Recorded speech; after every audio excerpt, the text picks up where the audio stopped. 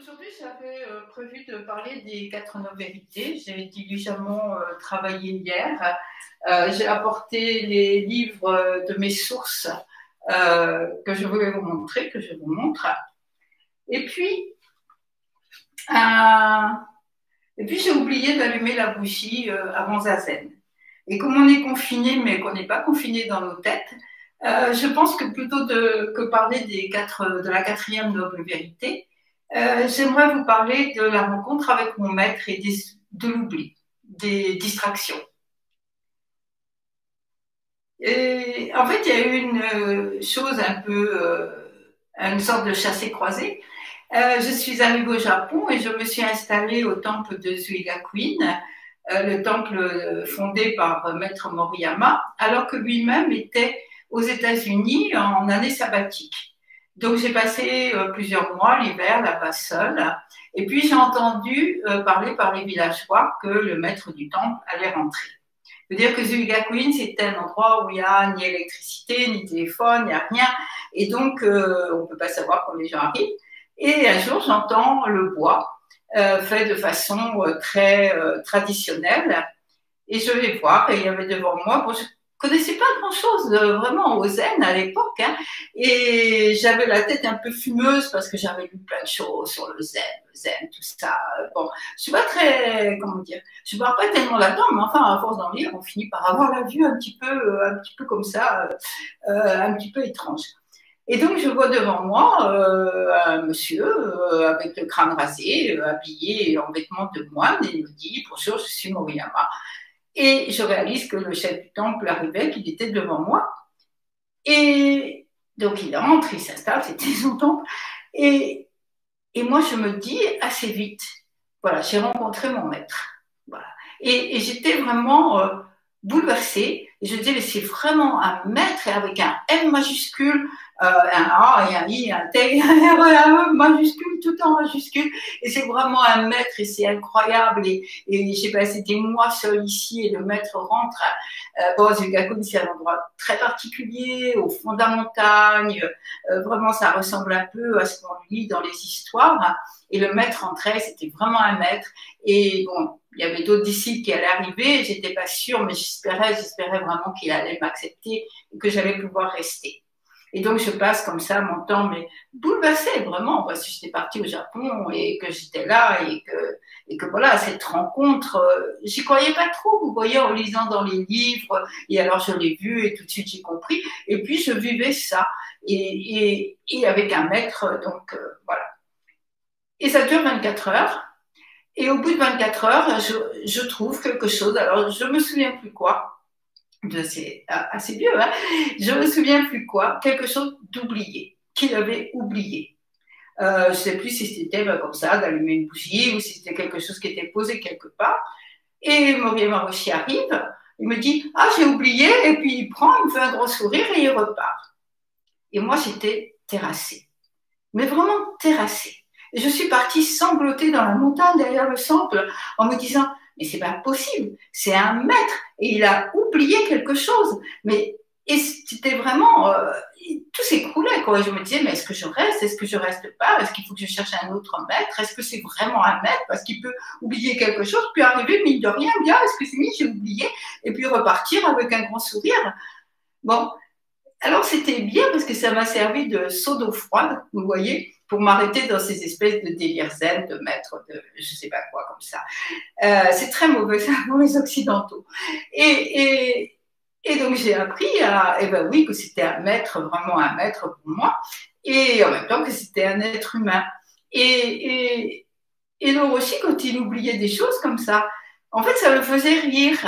Et parce qu'il avait je ne sais pas comment dire, il n'avait pas la moindre once de vanité ou de moi je suis le Roshi, je suis le maître du temple. Ce qui, on ne peut pas décrire, hein, mais ça m'avait frappé cette espèce de transparence qu'il avait d'effacement, qui n'était pas un effacement volontaire, mais voilà, une espèce de transparence. Il me faisait penser au petit ruisseau de Ryokan, comme ça. Et puis, il oubliait plein de choses. Enfin là, je ne suis pas en train de trahir des secrets, hein, parce que tout le monde le savait au Japon, il avait la réputation. Et puis en France, on l'a vu quand il passait au temple.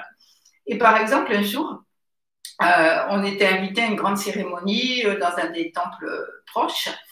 Et on arrive là-bas. Et moi, j'étais son jisha, c'est-à-dire la personne qui est assistante, factotum, qui prend les sacs, qui fournit les choses, qui prépare le thé, enfin voilà, qui reste à côté et qui aide pour toutes les choses pratiques. Et quand on arrive là-bas, le roshi se tourne vers moi et me dit, j'ai oublié mon rakusu. Rakusu, c'est ça. Alors, pendant les cérémonies, on a des vêtements spéciaux, puis le reste du temps, on est habillé à peu près comme je suis là, et avec le rakusu. Et il me dit, j'ai oublié mon rakusu, donne-moi le tien. Alors, moi, je lui donne le mien.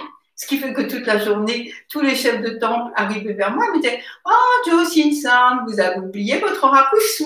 Moi, comme ça. Et le roshi, s'il était à côté, je le voyais avec un grand sourire. Et voilà, il lui fallait en quelque sorte un disciple balai ou une disciple balai pour passer derrière lui pour les choses oubliées. Et après, je me suis dit, bon, qu'il ait oublié son rakusu, c'était pas tellement étonnant, mais est-ce qu'il s'est pas dit, peut-être que ce qui le faisait rire, c'est qu'il s'est dit qu'en bonne jisha, j'aurais dû penser à prendre 2 rakusu. Comme ça, moi, je devais penser aux choses, peut-être, je sais pas, c'est le genre de questions qu'on ne peut pas poser, et ça me reste en point d'interrogation, et ça me fait sourire. Et il racontait toujours que son maître l'avait beaucoup battu quand il faisait jisha pour son maître, parce qu'il semait tout, il oubliait tout, il était descendu d'un train un jour en laissant dans le porte-bagages la sacoche de son maître avec l'argent, les papiers et tout le discours que son maître allait faire dans le temple, enfin voilà. Donc son maître le battait beaucoup, mais que ça n'avait absolument pas changé, et il continuait à rire à chaque fois qu'il avait oublié quelque chose, voilà. Et mon maître est mort en 2011, près de Fukushima. Mais ça, c'est une chose qui m'est toujours restée, d'apprendre à rire de mes oublis, de mes erreurs. Et je pense que c'est un des plus beaux enseignements dans tous les enseignements qu'il m'a donné. Voilà. C'est ceci dont j'avais envie de parler avec vous parce que ce matin, ça m'a fait rire. J'ai oublié d'allumer la bougie de zazen. Et lundi matin, on revient à la 4e noble vérité, le chemin qui mène à la cessation de dukkha. Merci beaucoup et très beau week-end dans le rire du Dharma. Merci. Bonjour. Et ce samedi, j'aimerais, pour clore cette semaine, dire à ma façon ce qu'a été pour moi l'entrée à Zuya Queen, dire ce qu'a été pour moi la rencontre avec mon maître. Parce que cette rencontre, c'est quelque chose qui provoque comme une cassure, comme quelque chose d'une vie toute nouvelle, comme un serpent qui mue, un peu on enlève la vieille peau et puis il y a une peau nouvelle en dessous. Et je crois que c'était pas seulement pour moi, bien sûr, mais je crois que c'est quelque chose que grâce à Zuiga Queen, beaucoup d'autres personnes ont pu vivre. Parce que à ce moment-là, quand on entre dans la salle de méditation, on est comme porté, on est comme accompagné. Le mot qui m'était venu en pensant à cela, c'est abouti. Être abouti, en fait, comme un projet est abouti. Voilà, il y a quelque chose de complètement réalisé comme ça. Et en même temps, on est complètement accompagné. Voilà. Donc, j'ai voulu écrire quelque chose qui parle de ce bouleversement à ma façon et que je voudrais, pour ce que ça vaut, dédier à mon maître, le meilleur possible. Le calme après la tempête, le repos après l'épreuve, la joie après la peine, l'éternité après la coupure, le soleil après l'inquiétude, la présence après la solitude. L'esprit après la lettre, l'arc-en-ciel, après la grisaille, la solidité, après la peur. Le vert rameau après la neige, l'éclat après la honte, la transparence après le gouffre. L'ombre après la chaleur, les larmes après la douleur, l'entier après le manque. Le papillon après la clôture, la cicatrice après la blessure, la vérité après le doute. La maison après la quête, la pluie après la sécheresse, la lumière après la nuit.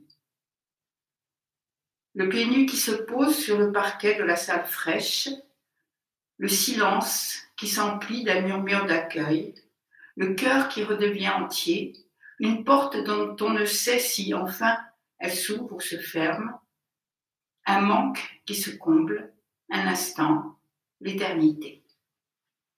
Merci. Ce soir, c'est Uposatha. Donc, je vous propose de nous retrouver sur cette chaîne YouTube ce soir à 20h et nous partagerons le Metta Sutra. Merci beaucoup.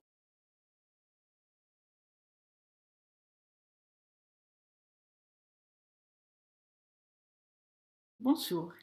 Aujourd'hui, j'aimerais faire une chose qui me tient beaucoup à cœur. J'aimerais parler de mon maître, Moriyama Roshi, et de son temple au Japon, Zuigakuin.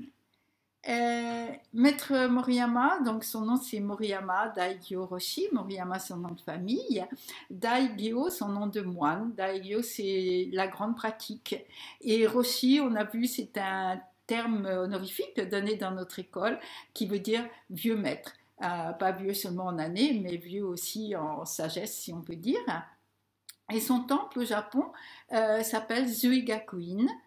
Et Zuigakuin, c'est quelque chose comme ermitage du bonheur spirituel, et il y a aussi montagne, du bonheur spirituel dans les montagnes.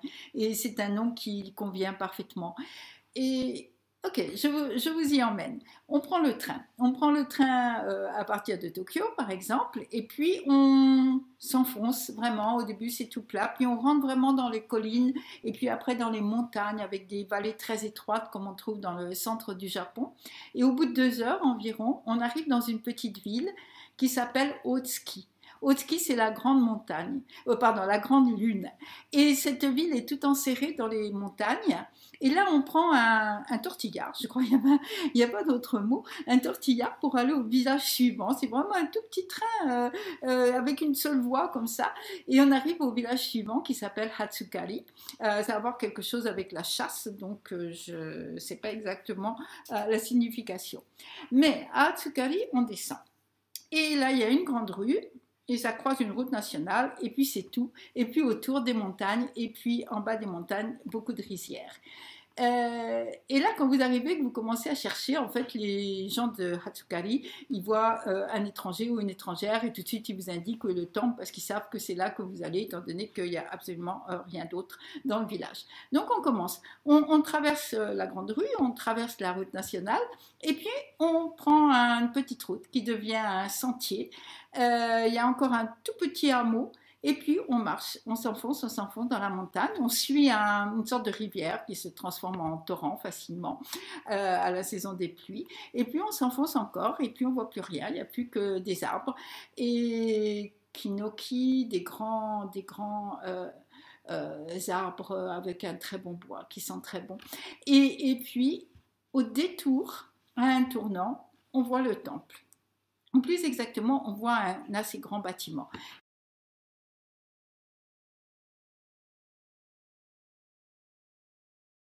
Qui ne ressemble pas du tout à un temple dans l'idée qu'on se fait des temples au Japon.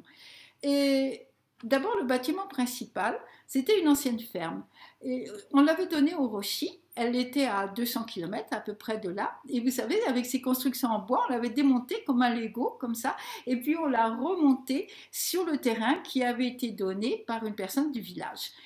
Il a une spécificité japonaise, c'est un toit qui s'appelle en gashozukuri, c'est-à-dire un toit très pentu pour la neige, un toit comme si tout le bâtiment faisait gasho.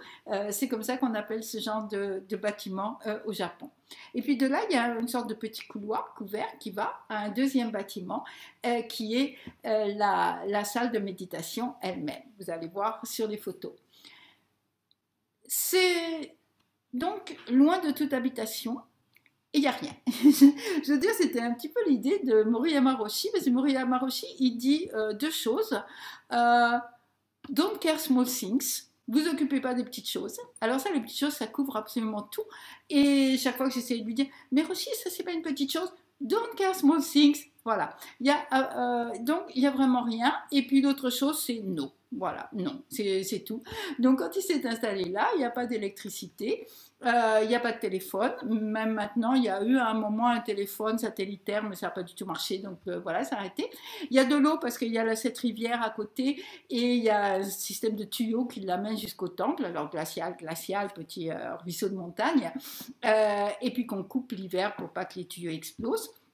Voilà, les pièces elles-mêmes sont plutôt vides, à part les coussins de méditation et les matelas pour dormir, il y a vraiment pas grand-chose. Il y a même pas beaucoup de rouleaux au mur, de calligraphie, tout ça, parce que le Roshi pensait que tout ça c'est très bien, c'est son maître et le maître de son maître étaient des grandes calligraphes, mais qui c'était des distractions en fait, et donc c'était pas nécessaire. Donc des bouddhas sur l'autel, des coussins de méditation et des endroits pour dormir. Et voilà. Après, tout le reste, c'était small things et c'était pas vraiment important. Euh, Moriyama Roshi lui-même. Pardon, pour dire encore un mot du temple, ce qui est impressionnant dans ce temple, c'est que la personne qui a donné le terrain a demandé qu'il y ait le moins d'arbres possible qui soient coupés. Donc les arbres sont vraiment juste à côté, quoi. C'est juste si on se faufile pas, vous allez le voir encore une fois sur l'image, c'est juste si on se faufile pas entre les arbres pour arriver au temple.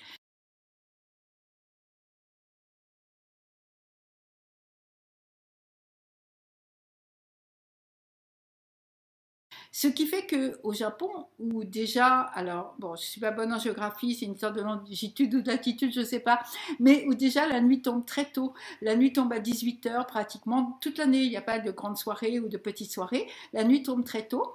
L'hiver est très rude, avec beaucoup, beaucoup de neige.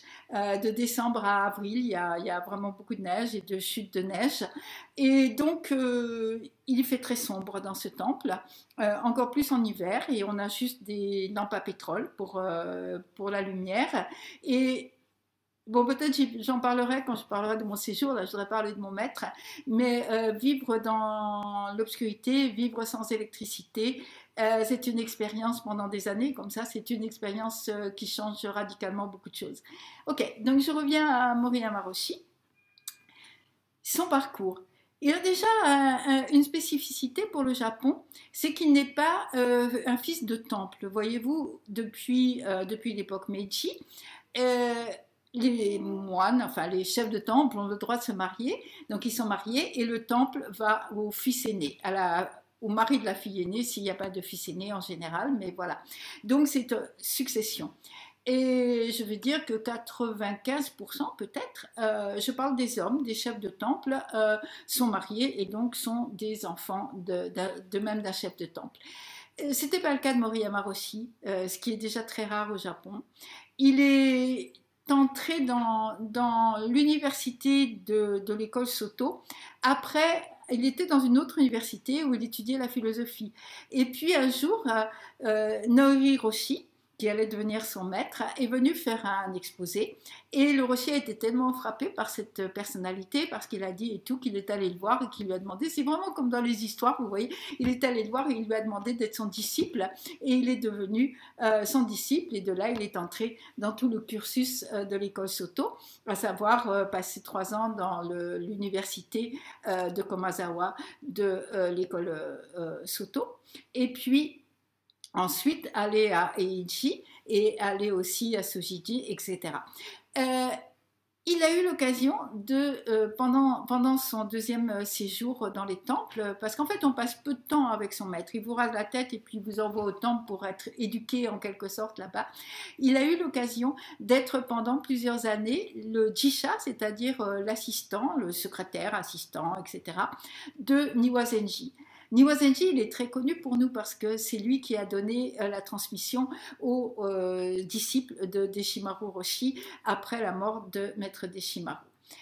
Et lorsque Suzuki Roshi, qui était à San Francisco, dans le temple de Japantown de San Francisco, a quitté ce temple pour aller établir le Zen Center de San Francisco, c'est Moriyama Roshi qui a été envoyé pour le remplacer aux États-Unis.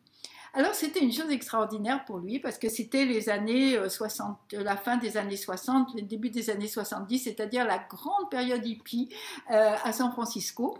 Et si on imagine cet homme qui était rentré directement presque de l'université, de la première année d'université dans les temples, et tout d'un coup il arrivait, c'est quand même assez les temples au Japon, assez stricts, et tout d'un coup il arrivait dans cette foisonnement de hippies, de tout ce qui se faisait à San Francisco. Et alors vraiment, il a adoré ça. Ça, c'était merveilleux parce que ça l'a énormément frappé. Et il a trouvé, parce qu'il a commencé aussi un groupe de zazen, et il était en contact avec Suzuki Roshi, bien sûr, et il a trouvé qu'il y avait que les Occidentaux apportaient une fraîcheur, apportaient un dynamisme, apportaient quelque chose dans le zen qui n'existait plus au Japon.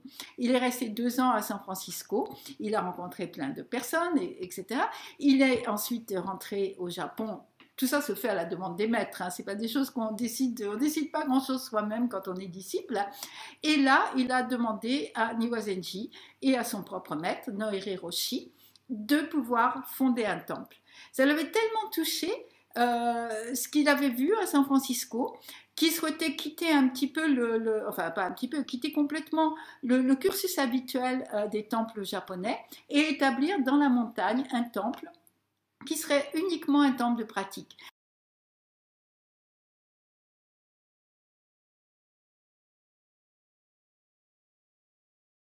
Qui serait uniquement un lieu où on s'inspirait de Maître Dogen, de son horaire, de sa pratique, de Zazen, et un temple le plus simple, donc j'ai dit le plus simple possible. Avec l'aide de ces 2 maîtres, il a pu le faire. Il a fondé Zuigakuin, donc ça doit être. Alors j'ai jamais eu la date exacte, mais je pense que c'est autour de 75-76, 1975-76, et puis il s'est installé là.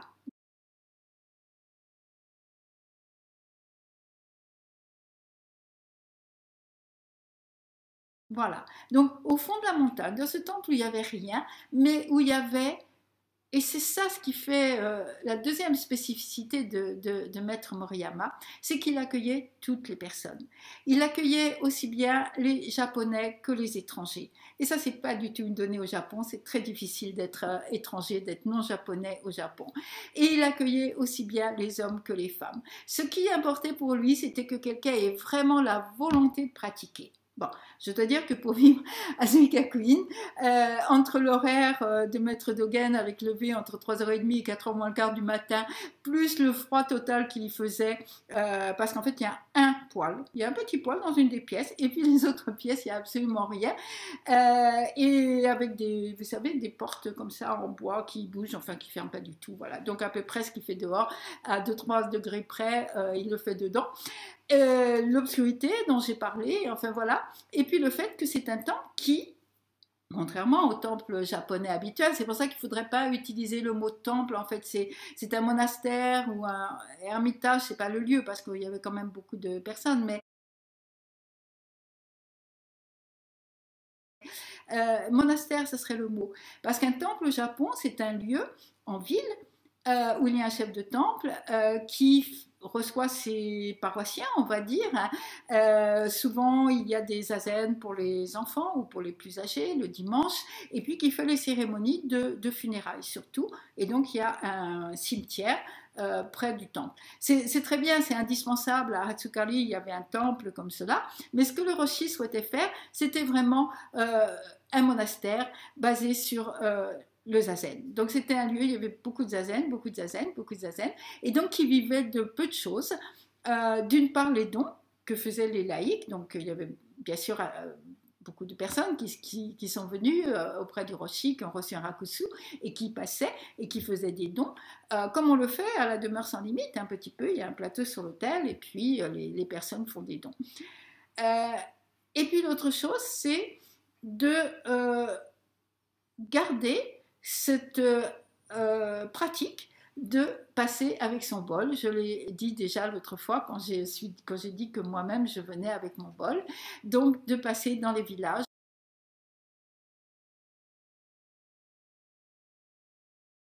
Euh, tous les premiers du mois, on passait dans Hatsukari, le village juste en bas du temple, ce qui fait que les gens nous attendaient, les gens étaient contents. Moi, ce qui m'a frappé de mon maître, c'est qu'il rendait les gens contents. Voilà. Il était très souriant, alors pas du tout l'image qu'on peut avoir, même s'il il était très strict aussi, et surtout avec les moines et les nonnes, il était très strict, mais aussi il était très souriant. Et je me souviens d'une dame au village qui était malade, qui ne sentait pas beaucoup et tout. Et tous les premiers, elle était là sur le bas de sa porte et elle donnait quelque chose, elle mettait quelque chose dans le bol où elle donnait un peu de riz. Et puis le rocher restait à parler avec elle et il la faisait rire, cette femme. Et à chaque fois, elle disait « Ah, vous me faites rire, vraiment c'est le moment où je ris le plus et tout. » Et vraiment, c'était ça ce qu'il donnait aux gens. Il donnait aux gens le moment pour être heureux, le moment pour rire.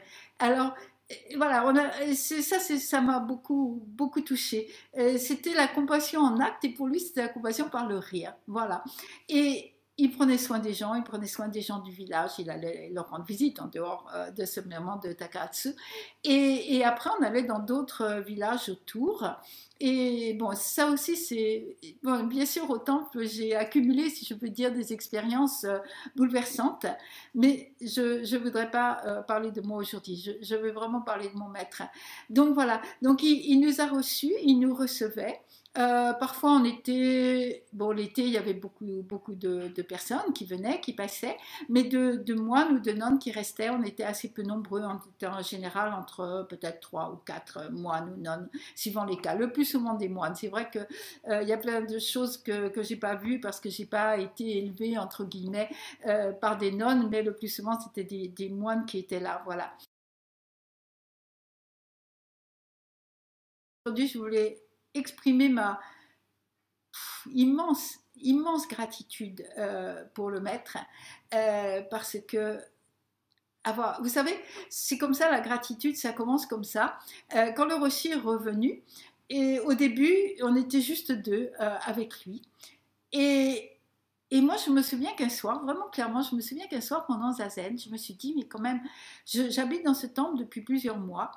Je suis venue de France avec l'idée d'entrer dans un temple au Japon, avec la volonté d'être ordonnée, de passer ma vie dans le Dharma. Et puis, il y a ce monsieur qui a créé ce temple. Et ensuite, il est resté dans ce temple, il a passé beaucoup de temps seul, le temps que le temple soit connu. Et après, ce temple était dans les guides pour les étrangers au Japon. On disait, si vous cherchez un vrai endroit de pratique, si vous avez vraiment la décision de pratiquer, allez là. Et je me suis rendu compte de tout ça, de tout ce travail, de tout ce, comment on dit, dédicace que le rocher avait fait pour le Dharma et pour les gens. Et j'ai eu une gratitude énorme. Et ça a été mon entrée dans la gratitude, mon entrée dans la reconnaissance de ce que nous recevons des autres. Et à partir du maître, parce que je pense que c'est vraiment nécessaire de partir d'une personne, et moi je suis partie du maître, et à partir du maître, et à travers cette pratique de retrouver les aumônes, la nourriture, de quoi rester d'entendre, à partir de là, la gratitude, elle ne peut aller qu'en grandissant. Donc voilà, j'ai eu cette chance d'aller là. J'étais partie avec une décision très solide, c'est vrai. Je voulais le Dharma et seulement le Dharma dans ma vie. J'ai eu la chance d'entrer dans un lignage, je l'ai dit, qui est complètement monastique et c'est ce que je souhaitais. Et d'être accompagnée dans ce lignage par Moriyama Roshi et puis par mes frères et sœurs du Dharma.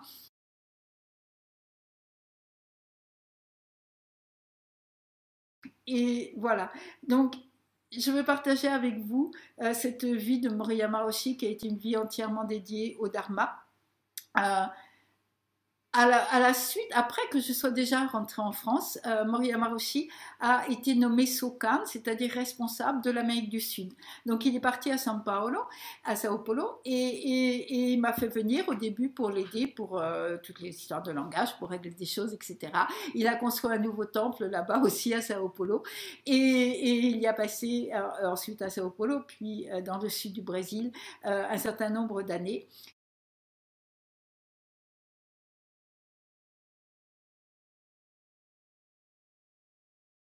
Il est rentré au Japon et malheureusement, il est mort en 2011. Voilà. Mais le Roshi m'accompagne. Il n'a pas cessé de m'accompagner. Je pense qu'il ne cessera pas de m'accompagner. Et je suis heureuse d'avoir pu en parler avec vous ce matin. Merci beaucoup.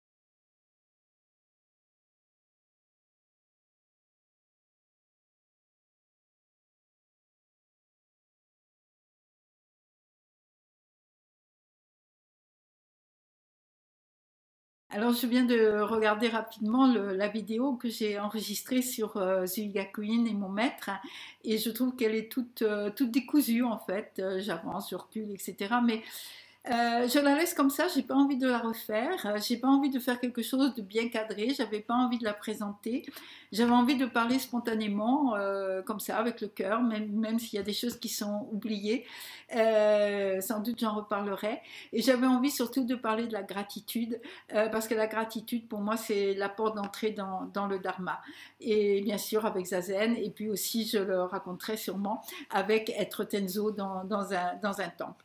Mais pour terminer, j'aimerais lire ce texte que j'ai écrit quelque temps après la mort de Moriyama Roshi, qui s'appelle « J'offre ma gratitude au maître ». J'offre ma gratitude au rire du maître, devant mes erreurs, ma confusion, mon ignorance. J'offre ma gratitude au courage du maître, à sa patience, à son dévouement, continuant à enseigner à tous les êtres à travers toutes les circonstances. J'offre ma gratitude aux grands pins qui entourent le temple, à leur chant, à leur éclat, lorsqu'ils resplendissent de milliers de gouttes de pluie. J'offre ma gratitude à l'écho des pas du maître résonnant dans la salle de méditation, nous encourageant, nous accompagnant dans notre nuit. J'offre ma gratitude au parfum des tatamis, à la douceur des murs en bois, à la couleur fanée des tissus de l'autel. J'offre ma gratitude à la beauté qui m'a ouvert les yeux sur le monde.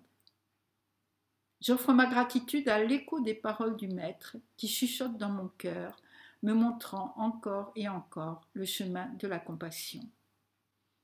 J'offre ma gratitude à tous ceux et celles au fil de toute ma vie qui m'ont permis de franchir un jour le seuil du temple de Zuigakuin. J'offre ma gratitude à tous ceux et celles qui m'y ont reçu. J'offre ma gratitude totale au maître qui m'a permis de commencer à comprendre la gratitude. Merci beaucoup. Merci de m'avoir donné l'occasion de ce partage.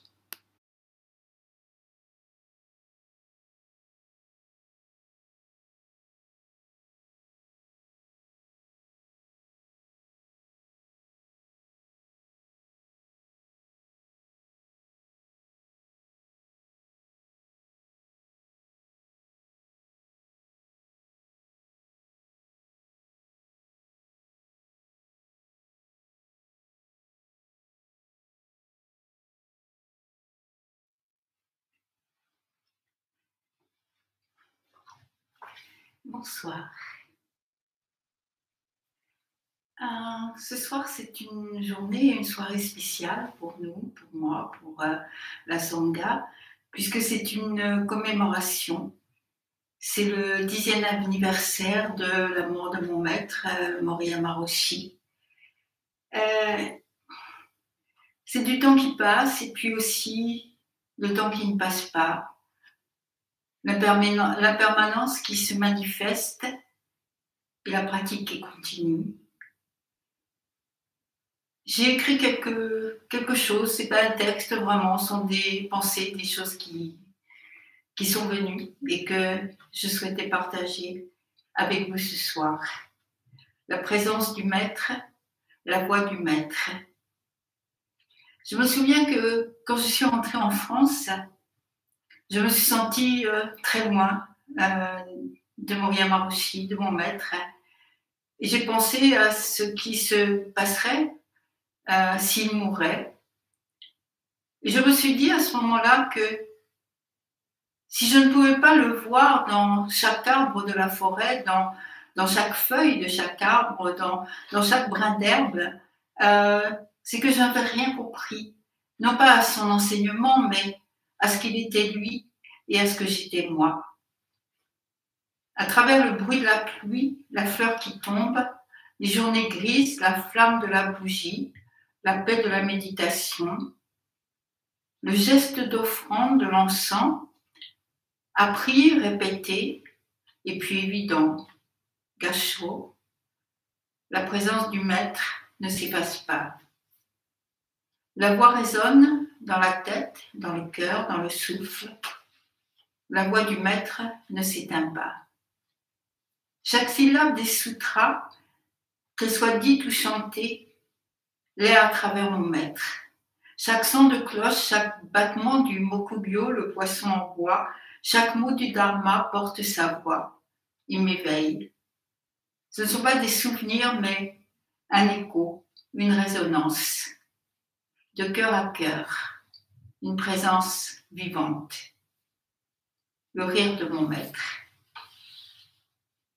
Et dans cette place de disciple, librement, joyeusement choisie, dans cette place du don, dans cette place où donner et recevoir deviennent un, là où on peut se rendre compte, comme on est pauvre parfois, là on va recevoir un dernier don, on va faire un dernier apprentissage.